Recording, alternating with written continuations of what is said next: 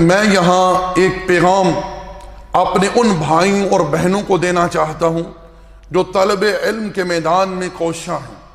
ایسی گزارشات ہیں، میں امید کرتا ہوں کہ رب ذوالجلال ان سے میرے بھائیوں اور بہنوں کو نفع عطا فرمائے گا۔ پہلی گزارش میری یہ ہے کہ اللہ کی بارگاہ میں کثرت سے دعا کیا کریں طلب علم کے لیے۔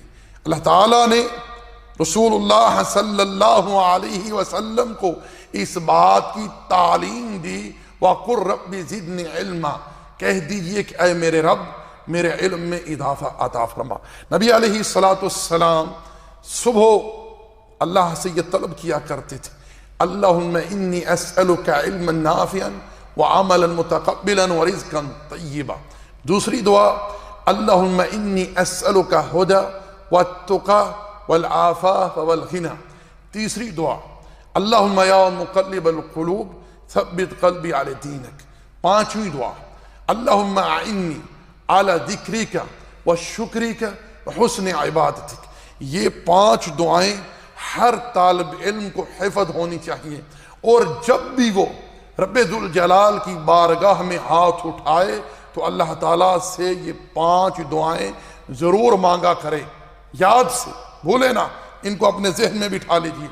دوسری چیز ہے نماز باجماعت ادا کریں، بالخصوص جو طلبہ ہیں، جو مرد احباب ہیں، جماعت کے ساتھ نماز ادا کریں، اور جو سنتیں مؤکدہ ہیں جن کا رسول اللہ صلی اللہ علیہ وسلم اہتمام فرمایا کرتے تھے ان کا اہتمام کیجیے۔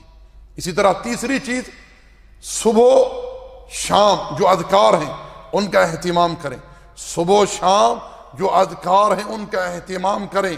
چوتھی چیز، رات کو سونے سے پہلے جو اذکار ہیں ان کا اہتمام اور باوضو ہو کر سوئیں۔ پانچویں چیز، نمازوں کے بعد جو اذکار ہیں ان کا اہتمام کیجیے، اور اگر کسی کو میسر ہو تو نماز سے فارغ ہو کر تھوڑی دیر اپنی جگہ بیٹھا رہے، کیونکہ اس وقت ملائکہ دعائیں کرتے ہیں، اللہم اغفر لہ وارحمہ، اللہ اسے بخش دے، اللہ اس پر رحم فرما۔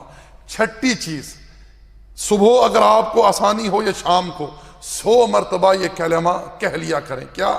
لا الہ الا اللہ وحدہ لا شریک لہ لہ الملک ولہ الحمد وہو علی کل شیء قدیر۔ اس کی فضیلت تو آپ جانتے ہوں گے، کم سے کم اتنا ہی کافی ہے کہ اس دن انسان شیطان سے محفوظ رہے گا۔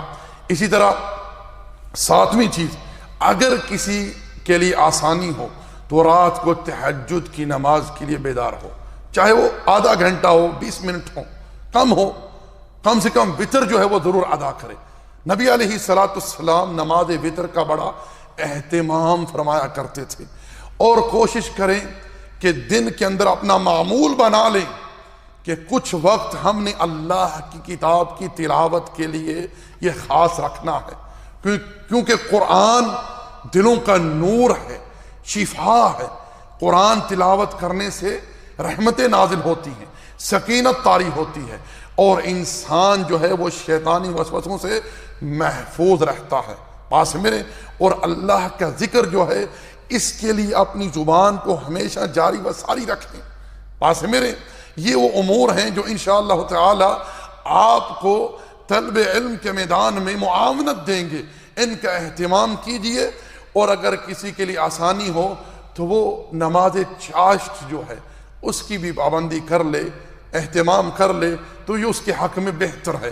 وما علینا الا البلاغ۔